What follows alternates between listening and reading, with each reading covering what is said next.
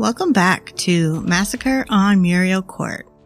Now, just to refresh your memory from last week, two of the main suspects in the case, Vernon Fox Jr. and Mary Charles, aka Charlie LaJoy, were interviewed about their whereabouts on the evening of Saturday, October 22nd, 1966. Neither of them could keep their story straight from the beginning. Vernon's statement to police on October 26, 1966 was as follows. Charlie picked him up at the park around 7 p.m. They went to the movies and saw two movies. In the same statement, he changed his story and said they left the movies early. They thought about stopping for a Coke, but they were low on gas, so decided against it. They went directly home. He got home a little after 11 p.m., made himself a sandwich, and went to his room to watch a Saturday night movie, then went to bed. Officers noted that the movie he told investigators he was watching that night was not on TV that night. Charlie's first statement to police on October 24th, 1966 was that she had picked Vernon Fox up at a local park, Levi Park, at or around 7 p.m. Because both of their parents had forbidden them from seeing each other, they had to meet up at a park anytime they went out. They went to a movie at the Perry Highway Drive-In. They watched two movies, one being the Munsters movie. They left when the movie ended at 10:45 p.m. She dropped Vernon off at the corner of Gibbs and Stiles Street in the neighborhood. She got home at 10:55 p.m. She took her birth control pill at 11:05 p.m. She wrote this in a journal she kept at the time. Both she and Vernon said that there was a car coming down the road near where Charlie dropped Vernon off. Both said it had bright headlights. Last week we also discussed that if these alibis were fact, there is some missing time here. If they went to the movies at 7 p.m., and even if they stayed for the entire first movie, they would have gotten out of there by 9 or 9:30. But Vernon says he got home at 11 p.m. And again, as mentioned earlier, a witness identified as Mrs. Lamb saw Vernon Fox, who she knew, out on the street at 11:23 p.m., watching the Sims home while the ambulance and police arrived. It would be a long time before we heard anything more out of Vernon Fox Jr. or Mary Charles LaJoy. But in 1987, Charlie, who had married Vernon Fox and left Tallahassee, but subsequently divorced him, contacted Larry Campbell and requested an interview. At this point, Larry Campbell was not sheriff yet, but he was still technically the lead investigator on the case, 21 years later.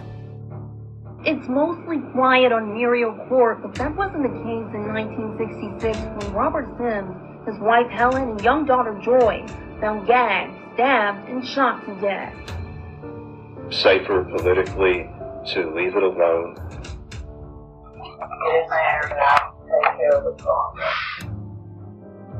Moronic is the word that comes to mind. He's accusing two top officials of a cover-up. Standing back there under the banana tree. Surveillance video of a 1966 FSU football game may be the key to cracking the code in this case gone cold. You do that. And while state officials aren't releasing details regarding suspects or persons of interest, they did stress their commitment to finding the Sims killers. Oh, I think you did it. All of a sudden you became absolutely down, totally obsessed with that. It's a case that we would certainly like to see solved, and investigators are actively working on the case.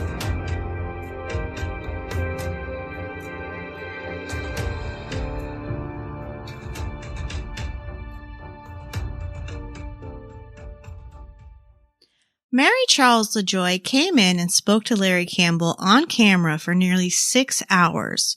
We will discuss this interview in depth later in this series, but right now we are going to focus on the alibi she gave at the time.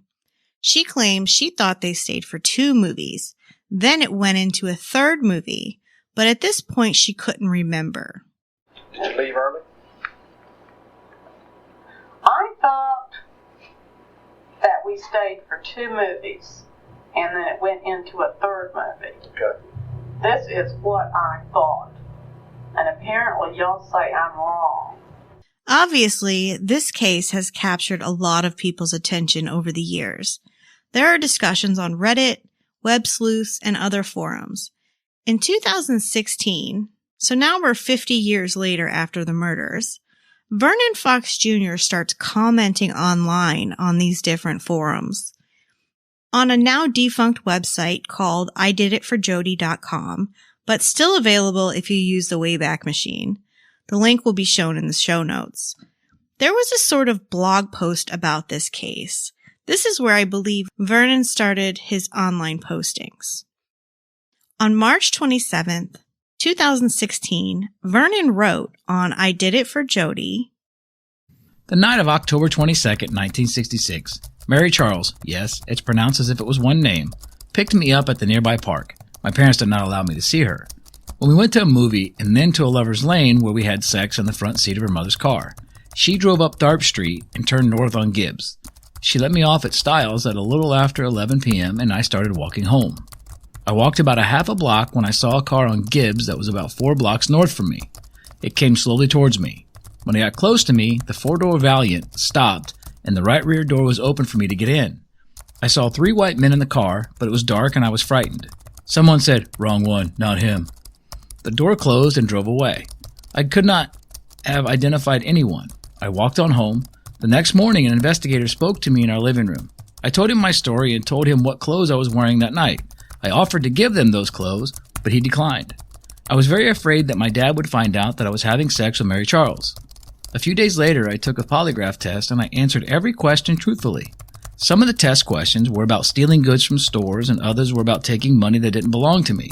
I truthfully answered no to those questions. I did not know that these were supposed to be lies, but they were not. Because they could not see any differences among my answers, the lie detector could not tell that I had told the truth to every question they asked. The test was invalid.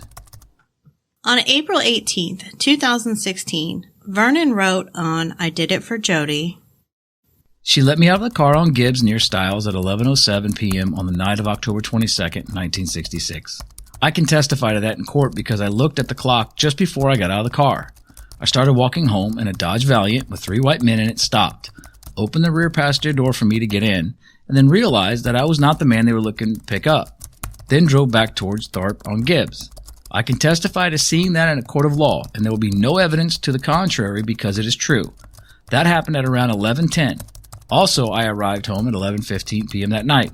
I looked at the clock on our stove, so I can also testify to that. It is not possible to refute that in a court of law because it is true. These facts alone make it impossible to establish even the most basic case against either Mary Charles LaJoy or Vernon B. Fox Jr., let alone both of us.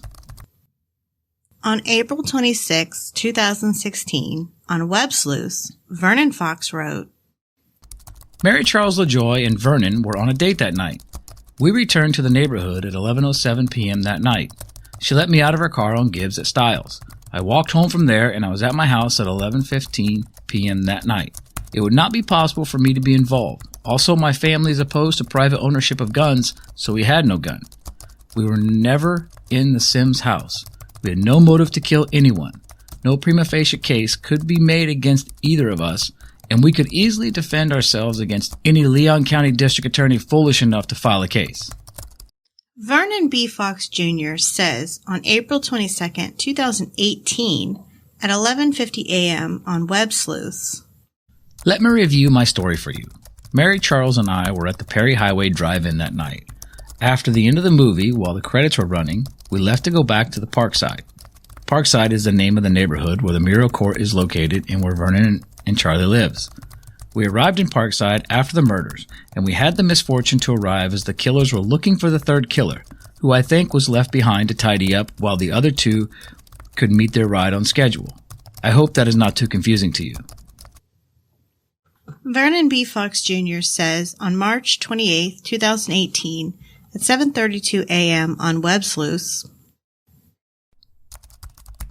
We did not sit in a parked car and watch the LCSO drain Stiles Pond. I do know that they used a pump because of the spillway valve did not work. The photos show that they did not screen the muck for artifacts. It appears that they did not do a well-organized search of the muck bottom. The photos show a disorganized search. Students of the archaeology department did much more organized searches and screening of the local historical sites. Search teams with dogs checked the ravine near the house, the woods, and the stream leading to the Stiles Pond. They found no indication of the killers heading to Stiles Pond. I always thought the purpose of draining the pond was mainly to help prepare the roadbed for Boone Boulevard. On Reddit, posted by username Vernon_Fox 4 years ago.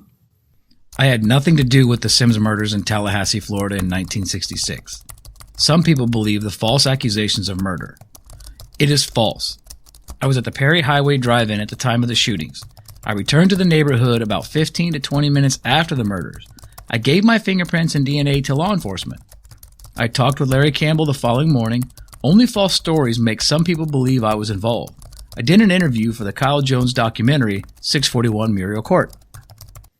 Vernon_Fox wrote on Reddit 4 years ago. I had nothing to do with the Sims murders. I never had anything to do with the Sims. Your anger is directed at innocent people. Both Mary Charles and I were at the Perry Highway Drive-In at the time of the murders. You should be angry at the incompetent investigation. Fortunately, they did a much better job with Bundy. On the documentary 641 Muriel Court, in an interview in 2016, Vernon Fox said, What Mary Charles and I did on that night about 7 o'clock. I went down to the park and she met me and picked me up and we went to the movies. Then we went to a secluded area and had sex in a car.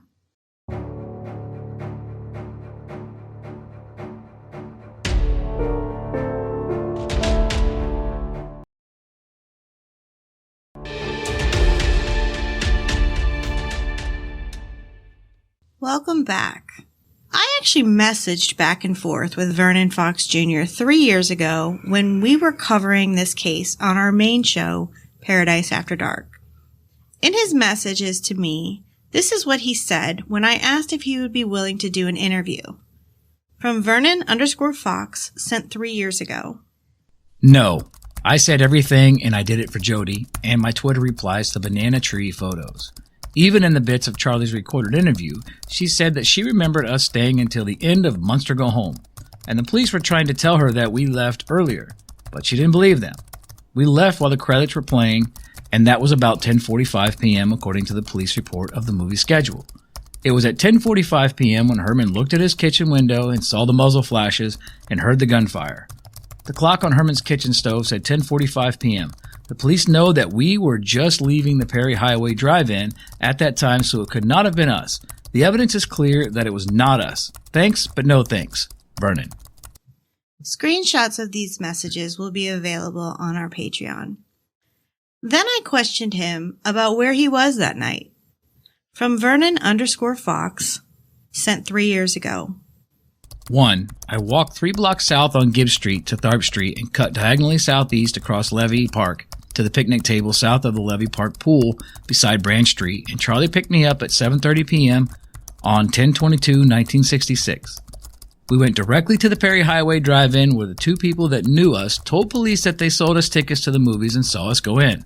These were not friends, but people who knew us and disliked us.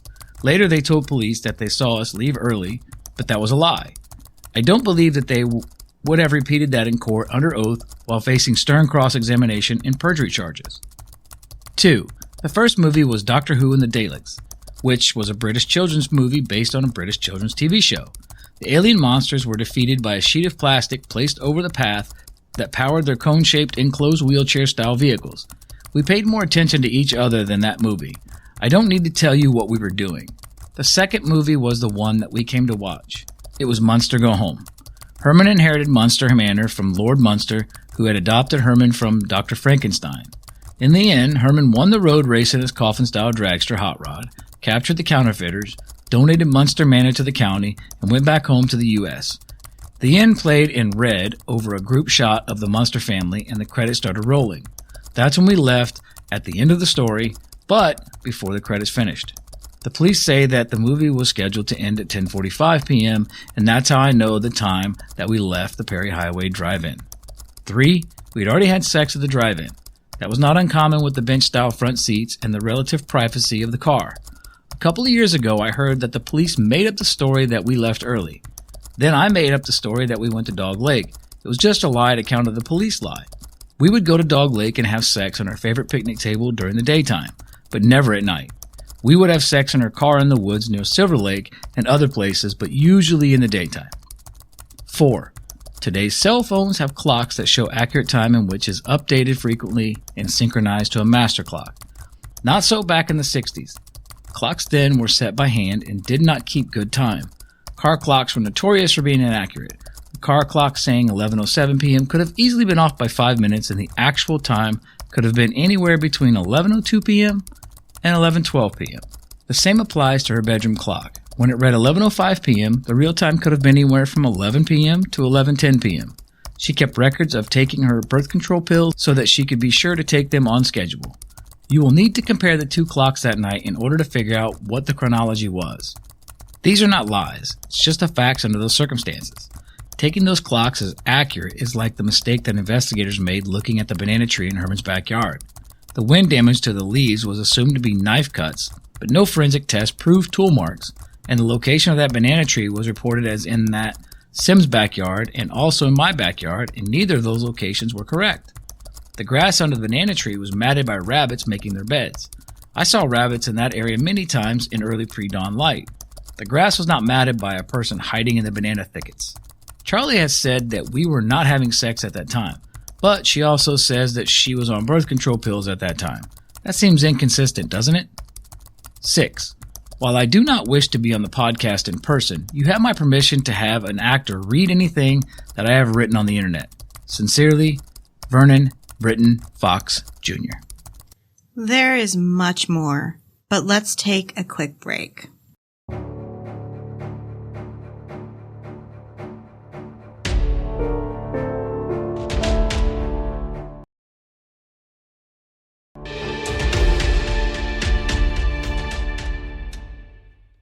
In preparation for this show, I reached out to Vernon again, and again he declined to be interviewed, but he continued to email back and forth with me.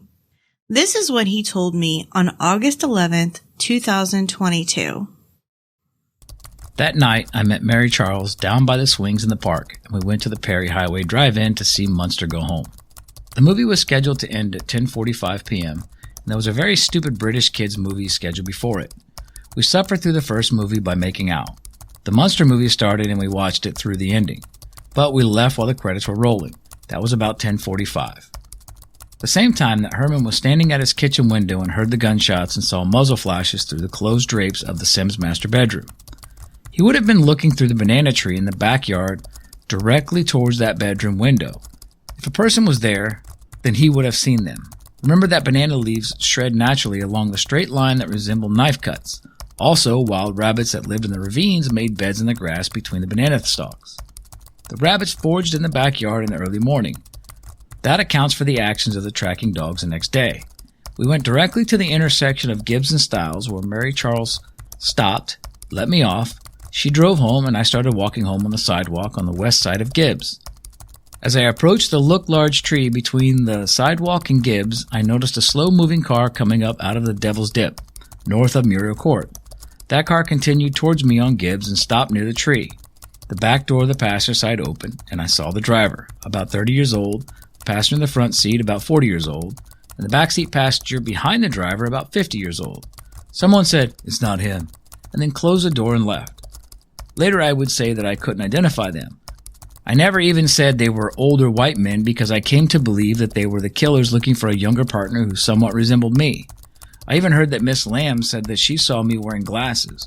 The problem with that is, I did not need glasses to drive.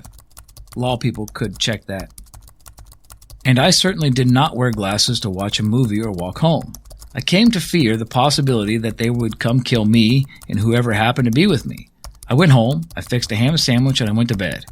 The ambulance light woke me up, and I watched people come and go, milled around in the yard. I went to my sister's room and asked her if she saw it too. She did, and we both wondered what was going on. We both guessed that there was a medical emergency, but neither of us guessed what it was.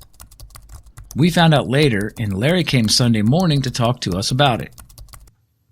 On August 13th, 2022, Vernon Fox added, "Yes, I was afraid that they would come and murder me. My mother, my father, my sister, and her 1-year-old daughter. My sister's husband was in Vietnam as an Air Force Blue Beret, now called Special Security Forces. I asked if authorities ever looked into the story about the slow-moving car. On August 10th, at 9:31 p.m., he responded, No, they did not believe me. They did not ask any questions about it, and they did not try to help me identify that car. Years later, I looked up photos of the car, and I was able to identify it as a white 4-door 1966 Plymouth Belvedere, the sort of car you could rent at an airport. The following Monday, I got a visit from the only private detective that spoke with me. He wanted to know more about the car. I told him that I wasn't sure about the kind of car it was, and that I was so stressed by the way it approached me that I couldn't identify the people inside. And I told him that the police did not believe me about the car. That was true. I'm sure the police believed that I made it up. Mary Charles made up her story that she saw the car also, but she went home by another route and could not have seen the same car that I saw. The police probably compared the two stories and found them inconsistent. Mary Charles told me that the private investigator did not talk to her. I believe that the private investigator was checking to see if the killers needed to do something about me. I was worried about the men coming back to kill me, but since I didn't have anything to do with the Sims, I knew that there could not be any evidence connecting me to the crime scene. False rumors about me being the killer started. False rumors of me being a peeping Tom started. Also false rumors of me being interested in Joy Sims started. There was even a false rumor that an arrest warrant charging me with molesting her was about to be served, but her death made the arrest warrant invalid. Clearly her death would not have that effect on any warrant, so it's clear that no such warrant ever existed. There would be a record if there was such a warrant. Years later, a DA attempted to build circumstantial case based on those rumors, but since there was no truth to them, nothing could be introduced in court concerning them.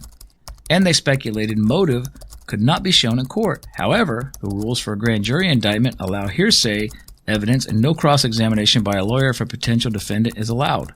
Therefore, it might have been possible to get a grand jury indictment against me. But a judge would declare no prima facie case was made and would throw out the case or rule that no admissible evidence existed. There was no evidence to support a case against me. Lack of evidence would end the trial before it went to the jury. However, the killers could come for me at any time. I feel safe telling about it now because C.A. Roberts died when he drove his car under a fast-moving truck on an interstate highway in Texas, and the killers that I saw would be nearly 100 years old or dead by now. Please remember that I don't think that C.A. Roberts intended to have the Sims killed. He just needed to stop them from exposing his sex life, but even their deaths did not keep his sex life confidential. By the way, no law enforcement person has ever asked me any direct questions such as, were you ever in the Sims house? Or did you peep at Joy Sims? Or did you molest Joy Sims? Or did you kill the Sims? Of course, the answers of all such would be no. Even the lie detector test I took did not ask any similar questions. The secret that I kept to myself is that I knew the killers could be coming after me to keep me from exposing them, and that I would not risk my life and my family's lives. So I responded and asked, so my question for you now, after what you've just told me, is why won't you take the opportunity to tell your story? I know you've posted online and did the interview for the documentary, but we are a podcast that reaches the entire world, literally. I respect your feeling about not wanting to be interviewed. I'm just letting you know that I can give you a platform to tell your side of the story. The Sims case is still very much of interest in the true crime community, and I'm sure people would like to hear what you have to say. I want to ask you straight up, is there any way that Mary Charles was possibly involved, even without your knowledge? I've done my research. I know she can be violent and jealous. I watched her interview with Campbell. I could be completely wrong, but I just feel like she had a hand in this somehow. I'll be blunt, she scares me. Not to discount your story about the car and the 3 men. I'm very open-minded and don't believe or disbelieve anything at this point. I just don't want this story to die out. Like you said, those men are either 100 or dead by now. There is a family that still deserves answers. Just think about it.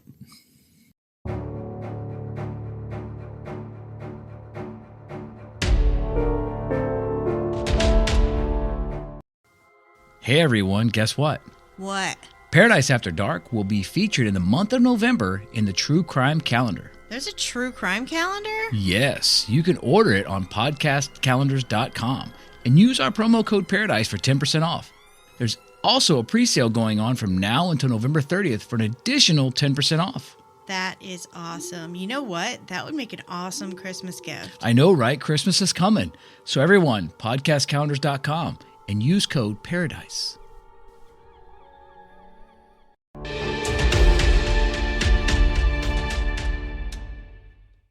Vernon responded to me on August 16, 2022 at 3:58 a.m. No, I want the story to die out and go away. Mary Charles was with me from 7 p.m. until after 11 p.m. She took her birth control pill, recorded in her book, and went to bed. Most of the action that took place while we were watching the movie and the gunshots came at the end of the movie. She would like people to think she was involved, but she was not. Yes, she was dangerous to me. She once loaded her dad's shotgun and was going to come after me, but her dad stopped her. She broke out all the glass in my car, and when I left, she placed a lighted match in the place where you put the gas nozzle to fill the tank. By good luck, the match just went out. There is more, but no need to tell. She knew very little about how to work a gun, and that saved me. The family has the answers they want in the DA's story. Never mind that what they believe is false. I should not tell the true story. People are happy with the lies that they believe. So I asked, so you were both at the movies at the time of the murder. You didn't leave early to go to a lover's lane or park to have sex. He responded with, No, that was just something I made up out of frustration with the lie that we left early after watching the Doctor Who Kids movie. I believe that people working ticket sales knew and disliked Charlie. Remember that Charlie enjoyed negative reactions and went out of her way to get disliked. And so, when the cops asked them if we were at the drive-in, they immediately said yes, which would confirm our alibi that we were at the drive-in. They realized that they were confirming our alibi, so when they were asked if we left early, they thought that they could get Charlie in trouble, so they said yes, even though it was a lie. My point was that leaving the drive-in did not mean that we went to murder the Sims, but that was what the cops wanted to believe. But everyone knows that sex in the car at the drive-in is not unusual. I didn't expect anyone to believe that whopper. We went to watch the monsters, and that's what we did.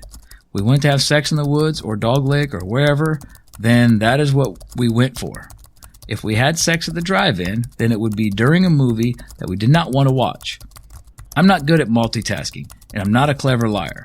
Charlie would tell you that we were not having sex at the time, since she wanted to protect me against people thinking that we were having sex when she was still too young to consent. It still comes down to there's no evidence that either of us were at the Sims murder scene. No fingerprints, no DNA, no shoe prints, no eyewitnesses, and none of her long blonde hairs, which I used to get all over my body, wrapped around fingers, toes, etc. Nothing. No evidence that we were there, because neither of us were at the Sims house. There was a palm print on the hood of Mr. Sims' car that remained unidentified for 20 plus years.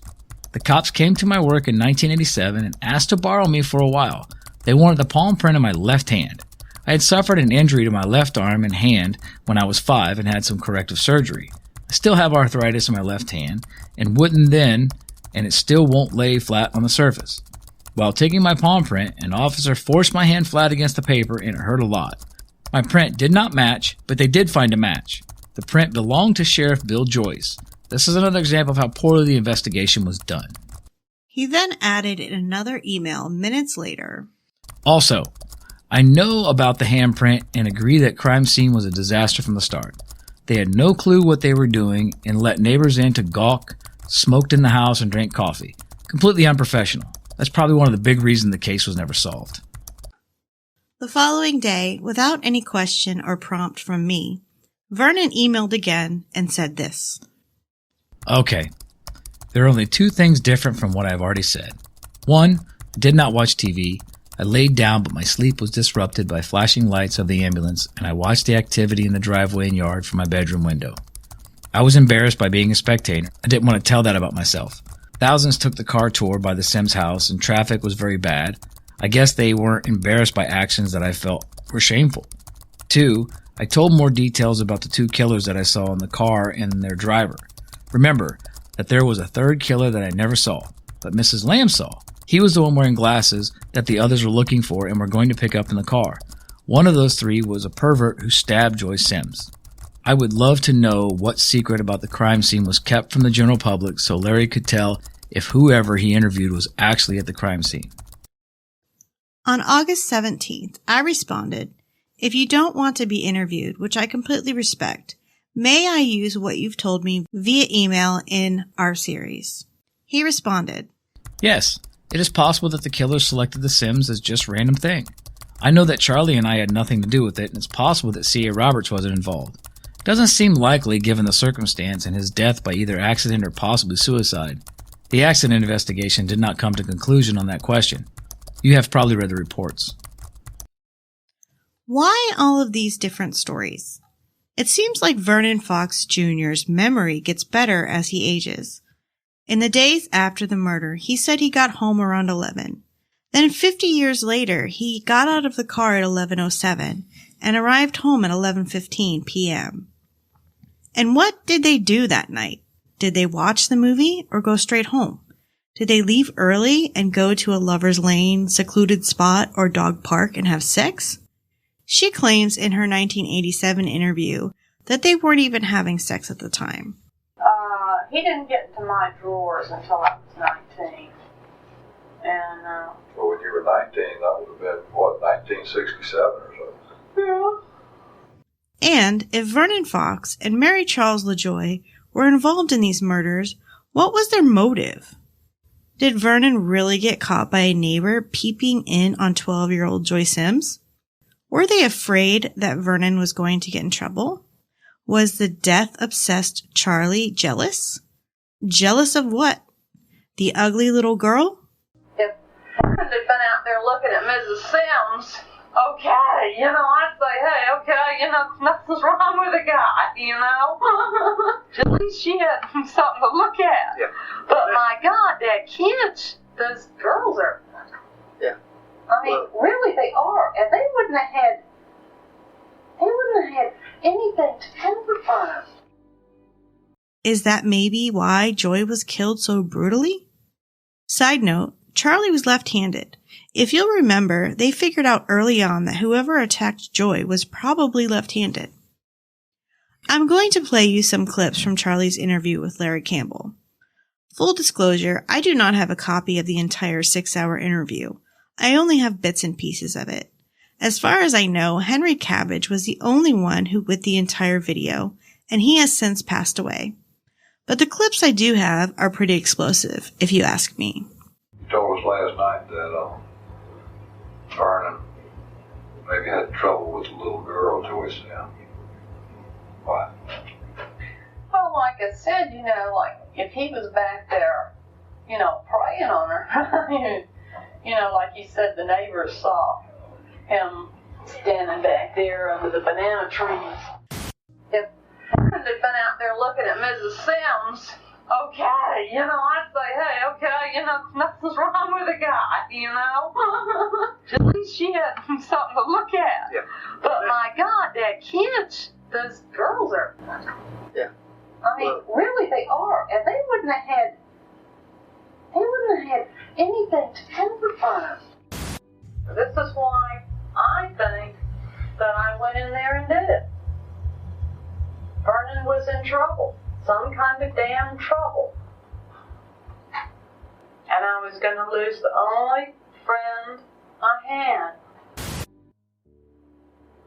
I think that because of your intellect, that you sit there knowing whether you did or not, playing the game with us, is to get up this close, back off, see what we're going to do, or see if you can catch us in a lie or catch us in a trick or something like that. Yeah. You know what you did. I know what you did. Old good-hearted Joe knows what you did. Did anybody see me go into that house? You know that whether they did or not, Charlie.